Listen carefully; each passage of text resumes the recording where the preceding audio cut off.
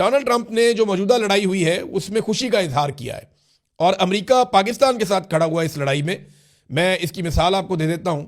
Allison M ہوکر جو ہیں یہ انڈر سیکرٹری ہیں یونائٹڈ اسٹیٹس کی پولیٹیکل افیئرز کی, اور انہوں نے ایک سٹیٹمنٹ دیا ہے کہ پاکستان کے فارن سیکرٹری سے میری بات ہوئی ہے اور جو نقصان ہوا پاکستان کا افغانستان کے ساتھ لڑائی میں اس کے حوالے سے, اور ہم سچویشن کو مانیٹر کر رہے ہیں کلوزلی.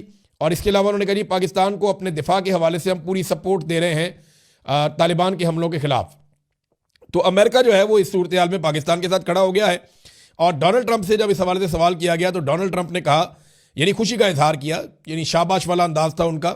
انہوں نے تعریف کی فیلڈ مارشل کی اور شہباز شریف کی. انہوں نے کہا پاکستان اچھا کر رہا ہے, مداخلت نہیں کروں گا. تو تھوڑے دن پہلے نا کچھ لوگ کہہ رہے تھے کہ طالبان کے ساتھ اسرائیل مل گیا. وہ ایک آرٹیفیشل انٹیلیجنس کی ویڈیو بنی ہوئی تھی.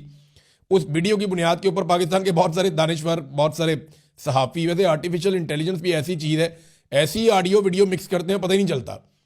بعض اوقات بندہ پھنس جاتا ہے, مجھے غلط فہمی ہو جاتی ہے, لیکن کچھ چیزیں ہوتی ہیں کامن سینس میں آتی ہیں کہ یار یہ تو ہو ہی نہیں سکتا.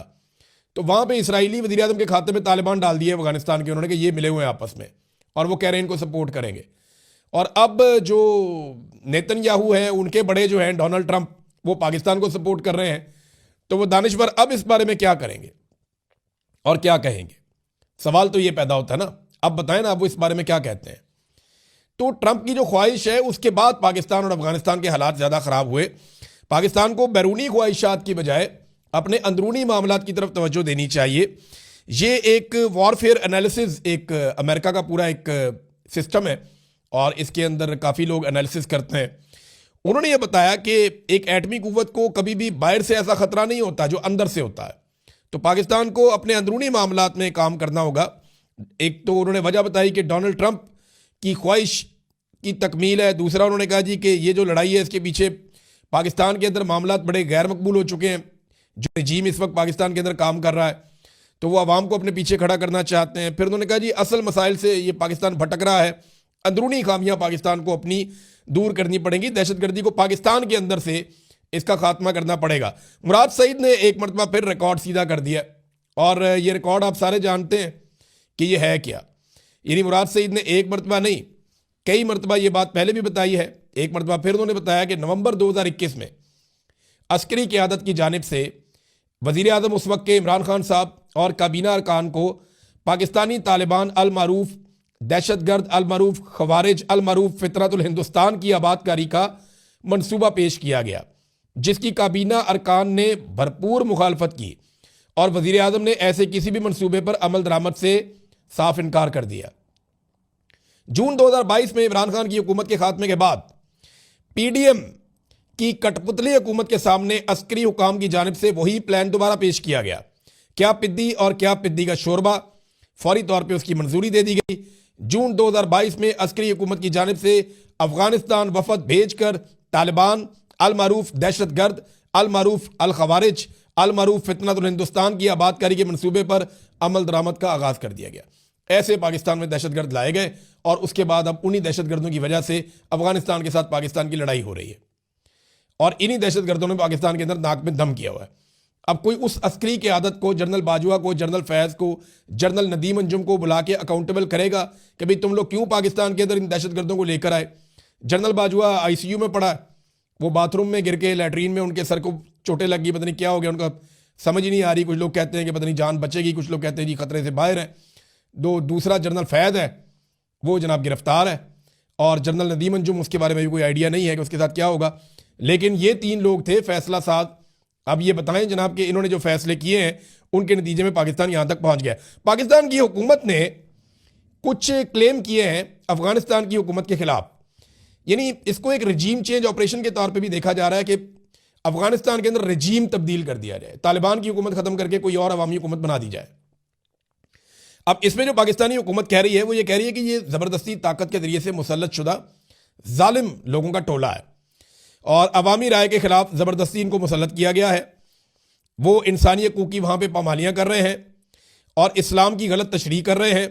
عورتوں کے حقوق بھی غصب کیے جا رہے ہیں. بہت ساری برائیاں ان کے اندر نکالی, لیکن میں جب وہ پڑھ رہا تھا نا تو مجھے لگ رہا تھا وہ پاکستان کی بات کر رہے ہیں.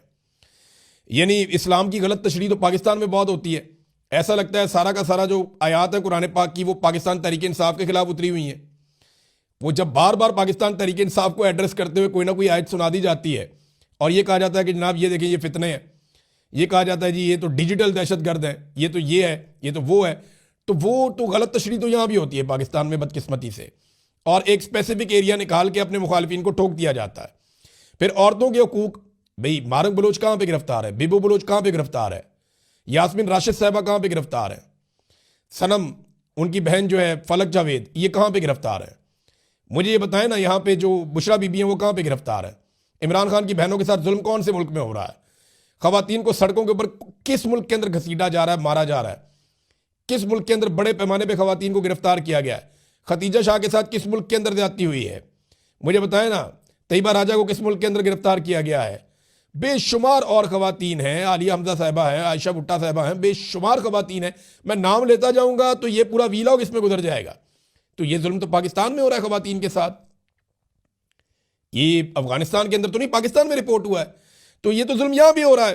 پھر انسانی حقوق کی بدترین پامالیاں پاکستان کے اندر ہو رہی ہیں, یورپی یونین بھی کہہ رہا ہے, اقوام متحدہ بھی کہہ رہا ہے, اور عالمی رپورٹیں بھی کہہ رہی ہیں, اور پاکستان کے اندر ساری رپورٹیں یہی کہہ رہی ہیں. پھر عوامی رائے کے خلاف زبردستی مسلط ہیں, یہ بھی برطانیہ کی حکومت نے بھی ایک رپورٹ جاری کر دی ہے.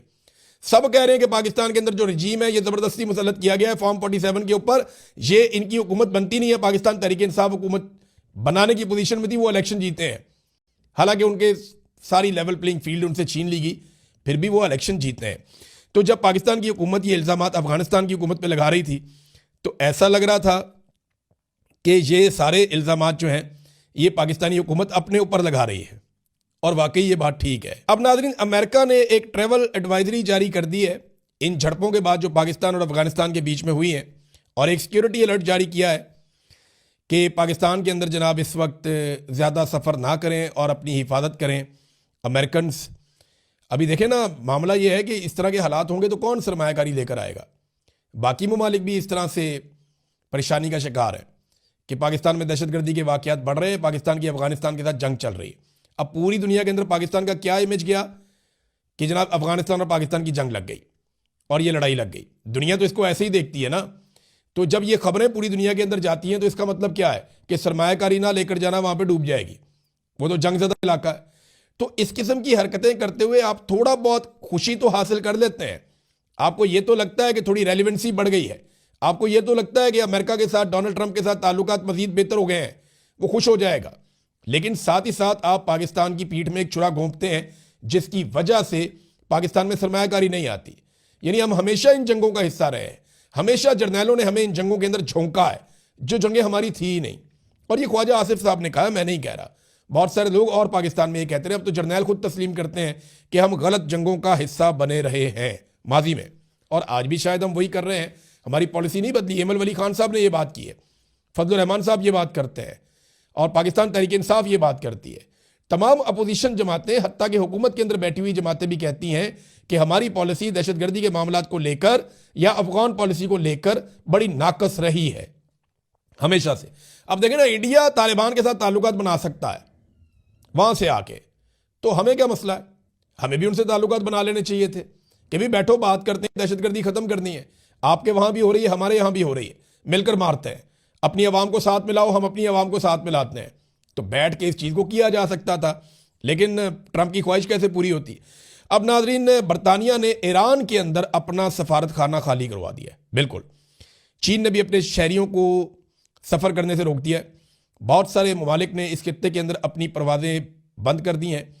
ایران کے شہری بڑی تعداد میں گلف ممالک کی طرف جا رہے ہیں, اور خاص طور پہ عمان کے اندر بہت بڑی تعداد میں میرے کو دوستوں نے بتایا کہ وہاں پہ ایرانی شہری پہنچے ہیں, کیونکہ وہاں پہ غالباً ویزا فری انٹری ہے, اس کی وجہ سے وہاں چلے جاتے ہیں. تو اب ایران کے اوپر اٹیک ایسا لگتا ہے کہ امریکہ کر سکتا ہے. وہ ایک دباؤ تو بہت بڑھا دیا انہوں نے. اسرائیل میں ان کے نئے ہتھیار بھی پہنچے ہیں, ان کا جنگی بیڑا بھی اسرائیل میں پہنچا ہے. تو ایسا دکھائی دے رہا ہے کہ کچھ نہ کچھ بڑی ایکٹیویٹی اس خطے میں ہو سکتی ہے. اور اگر ایران کے ساتھ امریکہ کی لڑائی ہوتی ہے تو یہ ایک ایسی چیز ہوگی جو پورے خطے کے بیلنس کو تبدیل کرے گی. اب تک کے لیے اتنی, اپنا خیال رکھیے گا, اپنے چینل کا بھی. اللہ حافظ.